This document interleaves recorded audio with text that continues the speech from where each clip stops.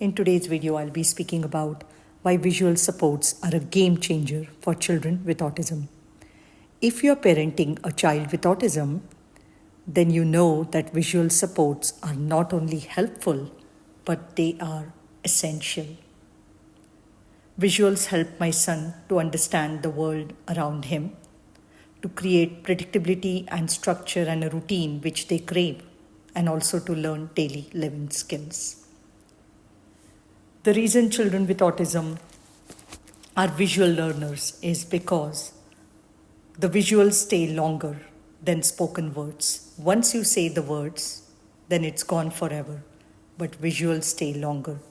This helps our children to understand the world around them. This helps them to understand language. This helps them to follow directions. It helps them to have predictability and routines, which our children with autism crave, which in turn reduces anxiety, frustration, supports transition, and it also helps them to become independent. So I hope you stick around, watch the whole video, as I will be giving you some examples of visual supports in this video, which you can use with your child.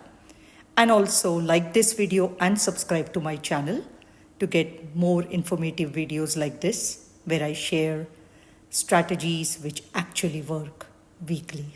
So let's begin. So the first visual support I'm going to be talking about is a visual schedule. So as I already said, children with autism, they prefer predictability and a routine. And a visual schedule helps them exactly with that. Visual schedule helps them to understand the order of activities which will be happening throughout the day. So that way, there are no surprises for them. They exactly know what to expect, and that helps them to feel safe and secure. So you can use different types of visual schedule. You can use a picture-based visual schedule. You can use a movable piece picture schedule. If your child is a reader, then you can use a text-based visual schedule. So there are different kinds of visual schedule you can use with your child with autism. Now let's get to the next one. The next tool is called a first and then board. So the first and then board is a type of a mini visual schedule. So the first mini visual schedule. We all know that children with autism, they struggle to do non-preferred tasks. So a mini schedule like the first and then board, what it does is it helps your child to understand first they have to complete the non-preferred activity, whether it's doing homework or completing a worksheet or brushing their teeth or having breakfast, which will be followed by something which they like. So that is the first and then board.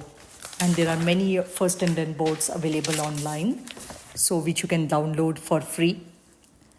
Also, the next type of visual schedule is a very important one.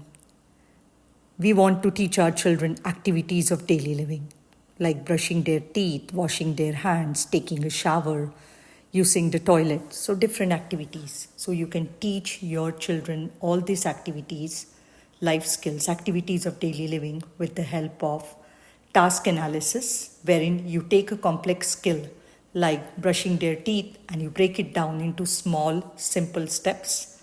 And then you will make a visual which will show exactly the steps which will be involved in completing that activity. Then you can use that visual, put it in the washroom, or if you're teaching them to do a cooking activity, put it in the kitchen, whatever you're teaching them, so your child can follow along looking at that visual, and eventually they will be able to use this independently. So we spoke about a visual schedule, a first and then board, and also activities of daily living visuals. So these are different kinds of visuals which will definitely help your child with autism. They will help to build their independence, support transitions, and also to reduce their anxiety and frustration. So before I finish, the most important thing is visuals, all of them which I discussed, they are not a magic wand or a magic fix. We have to actually teach our child to use those. They are tools which we need to teach our child to use. So do make sure that you teach your child to use the different visual supports. In the beginning, you might have to prompt them in order to understand how the particular visual has to be used. And over time, your child will get the hang of it and they will start to use that visual independently.